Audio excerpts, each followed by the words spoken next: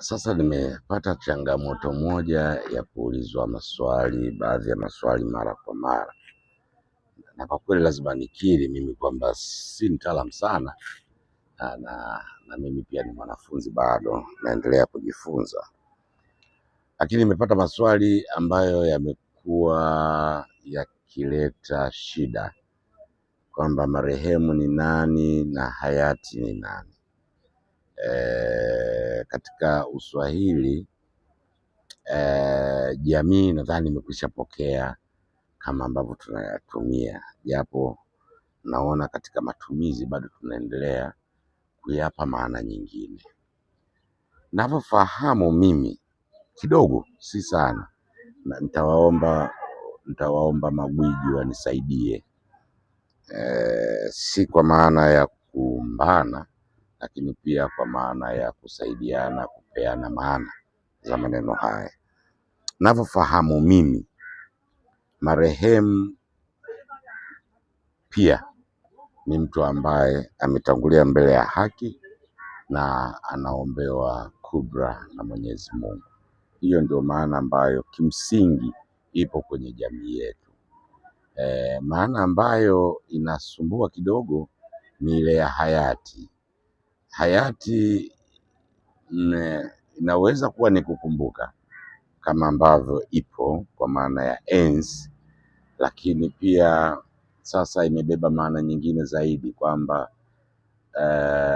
kuna tofauti kati ya hayati na marehemu.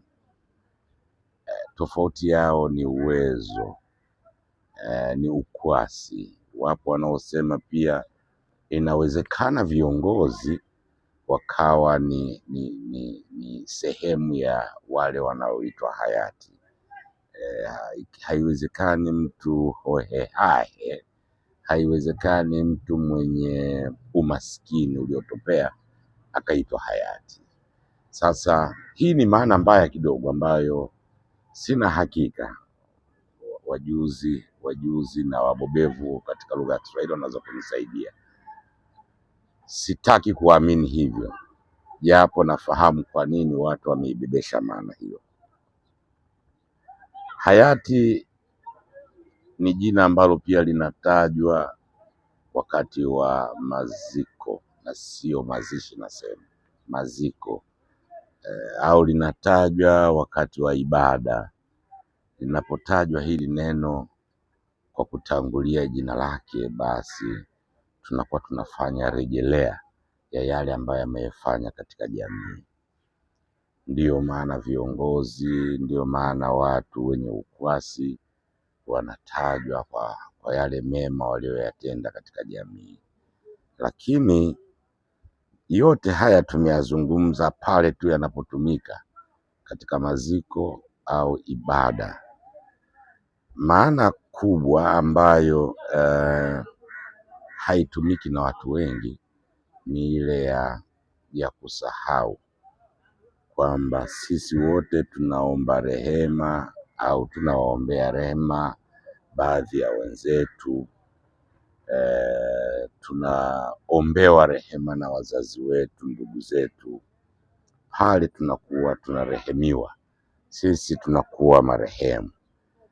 Lakini maana nyingine ya hayati ni pale tunaposahau kwamba hili neno lina maana nyingine au kisawe chake ambacho ni kisawe cha enzi.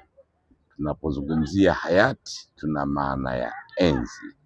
Wakati huo mimi ni hayati. Nilipokuwa kijana nilikuwa naweza kucheza mpira, kwa hiyo ninao uhayati wangu katika uchezaji wa mpira. Sasa nikizungumzia enzi hizo nicheza mpira,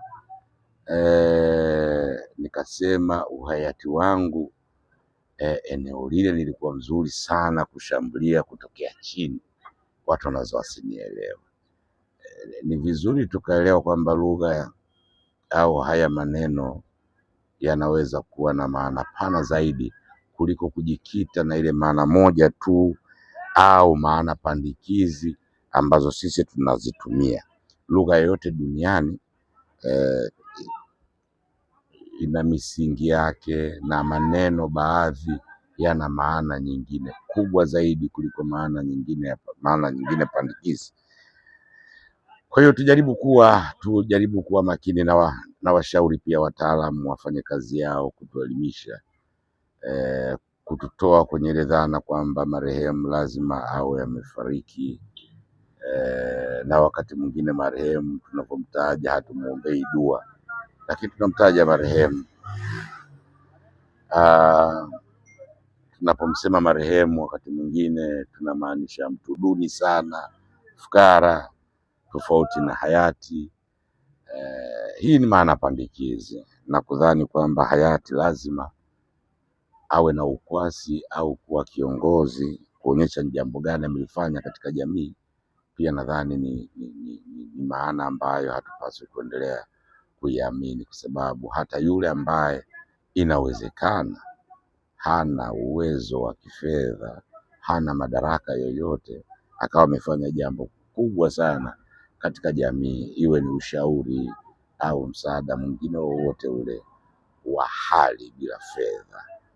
Kwa hiyo labda tuanzie mjadala leo hapo, na hasa magwiji wa lugha ya Kiswahili watuambie, tunazififisha zile maana za msingi za kurehemiwa marehemu na zile za hayati, kwa maana ya etimolojia neno lenyewe kutoka katika Kiarabu ambalo tumechukua lenye maana ya enzi, kwamba je, tunafifisha maana ya msingi na tukaamua kubeba hizi maana ambazo zinakuja sasa hivi? Hilo naomba tu liwe swali langu kwa leo. Asante sana.